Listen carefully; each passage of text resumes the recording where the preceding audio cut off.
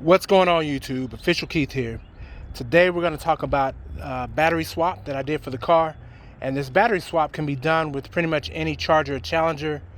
It doesn't matter the engine size because the compartment's in the back, it's in the trunk, and we're just going to go through some of the things that went down with the battery swap. Now let me go ahead and get this out of the way. Go ahead and subscribe to the channel, click that like button. It does help the channel out. It helps to get more products or to get more reviews or whatever the case may be. It helps the channel. So go ahead and do that for me. But let's go ahead and get into the trunk. Decepticons, y'all know my car is named Starscream. If you want something similar to this, I'll have a link down below for no limits. And that link should have a discount code should you order from the site to help take some of that cash off. Now, the battery is right here, but this right here is a lifesaver. Like I got this off of Amazon, and I forgot what that thing is called, some type of caddy or something, but it has very strong velcro on the bottom, and that thing stays still. Now I usually have this over here, and I usually have my cargo net going on because, you know, grocery store or whatever, but for the sake of the video I pushed it back some, and it even has hooks so you can hook on to something in the trunk. But let's go ahead and get underneath here. Now, you Moparians, y'all already see what's popping off right here. First, this is the MTX 49H8. So this thing has 900 cold cranking amps and 1000 cranking amps. So this is a bad boy, or this is a big boy battery, and this is for a V6 vehicle. So, you know, some of y'all might be like, well, that's too much battery. Well, no, it's not. So I went ahead and went with this battery, but as you can see, we're used to having this information face this way. Now, let me go ahead and pause right here for a second and explain what's going on. I've watched several videos on how to change a battery in my car, and they are straightforward and to the point. The only thing of it was that I needed to get this battery done rather quickly because the old battery was just not having it. Like, I had to get jumps, and I did not have at the time, I didn't have a 10/8 extender to go down here to get the plate. Y'all know the plate that I'm talking about. That plate is right here, and I'll explain this too as well. But I didn't have an extender to do this, so I went to a retail shop. I'm not gonna say their name on here. Just know, if you are capable of doing stuff like this yourself, do it yourself, okay? Because then you end up with stuff like this. I knew that this battery was going to be bigger than the one that I had size-wise, but I knew that. But they just, oh my gosh, like, this is just all extended wrong, or I don't know. It's not fitting well with me, so I'm going to get this changed myself. This plate here, Moparians, y'all know what this plate is for, but this plate basically goes down here, and you can even see the hole. I'm pointing right at it. Hole. So that plate goes down there, and it helps secure the battery. But this thing isn't moving anyway because it's so large, and the straps and the tie downs are they got this battery real tight. As UPS guy, they got this battery real tight in there, so it's good to go there. But another thing that I noticed, and the reason why I know this battery is not in the right position, is because if you look down here, I'm gonna get the camera right there. This is a vent, and right over here, there's the hole for said vent. These batteries are you can vent the batteries. Now I will tell you this straight up. I've known people who have had Chargers, not Challengers, but Chargers. And they've had V8 Chargers, and they've had their car, I don't know, 4 or 5 years, never once vented their batteries. Me, on the other hand, I'm like, if it's in the car, I want to use it. You know, I pay money for this car. If it's in the car, I want to use it. So I'm going to switch this, turn this around and get this turned right so I can use that vent.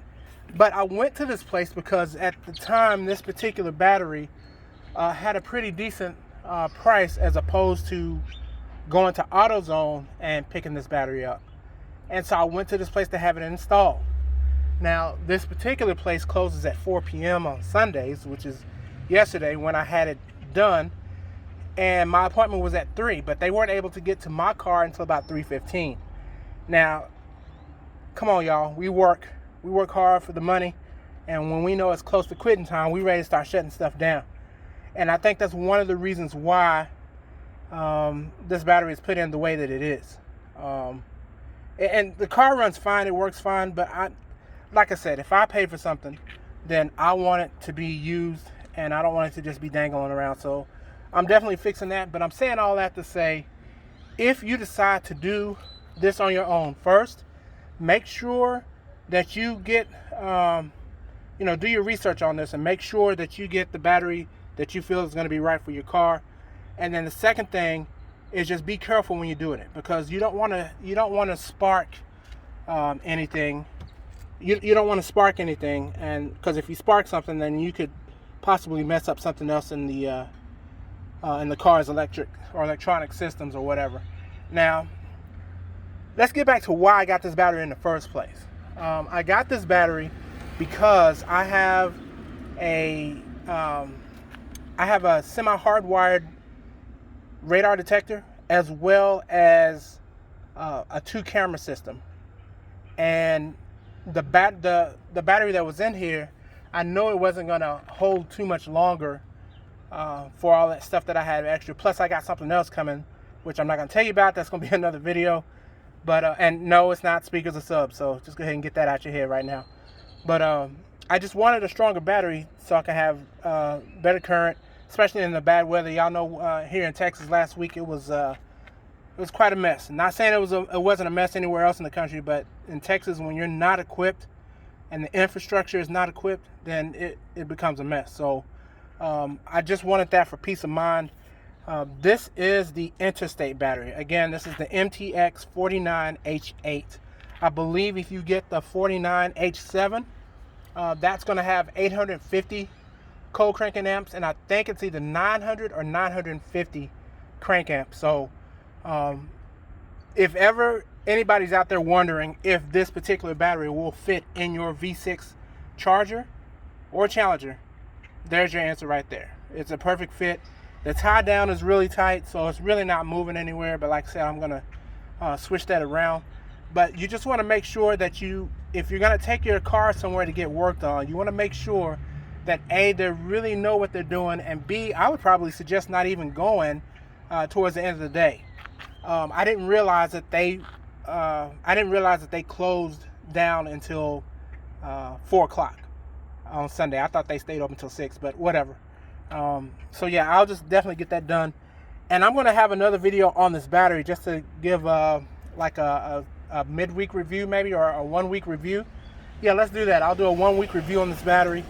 I can tell you right now, you're gonna spend some money on this battery. This is not something that's kind of cheap, but you get what you pay for when it comes to this stuff.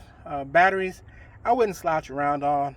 For my V8 folks, y'all know that there's batteries that are that cost more than this battery, that has even more power, and I know y'all are using those types of batteries when y'all switch out. But anyway, I wanted to drop this video just to let you know about this battery.